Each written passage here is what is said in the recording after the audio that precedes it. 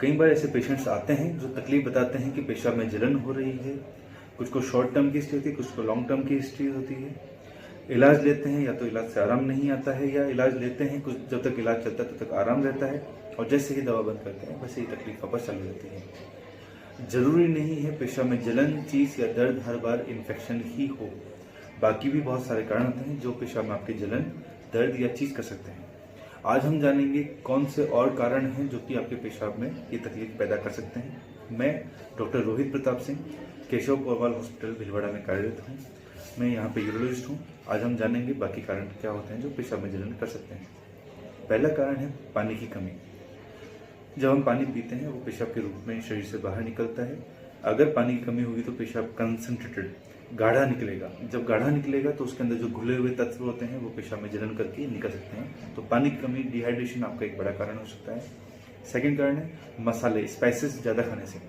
जब स्पाइसेस ज़्यादा खाते हैं और अगर वो पेशाब के रास्ते निकलते हैं तो वही बात है, कॉन्सेंट्रेशन उनका ज़्यादा होगा। पानी की अमाउंट तो उतना ही है, यूरिन का अमाउंट उतना ही है, उसके अंदर कॉन्सेंट्रेशन ज़्यादा है तो वो जलन करके निकल सकते हैं। तो मसाले जो है, मिर्च वगैरह जो है वो आपकी जलन कर सकते हैं अगर ज़्यादा मात्रा में रहते हैं तो। थर्ड कारण है पथरी। गुर्दे की नली के अंदर जो पथरी होती है, कई बार वो इस तरह से प्रेजेंट करती है, कई बार वो दर्द करके प्रेजेंट नहीं करती है। वो प्रेजेंट करती है यूरिन बार बार आने की इच्छा हो रही है, यूरिन उतना नहीं आ रहा जितनी तेज इच्छा हो रही है, और पेशाब में दर्द, जलन या लास्ट में दर्द, सुई जैसा चुभना, ये तकलीफ कर सकती है। उसके अलावा पेशाब के रास्ते में रुकावट।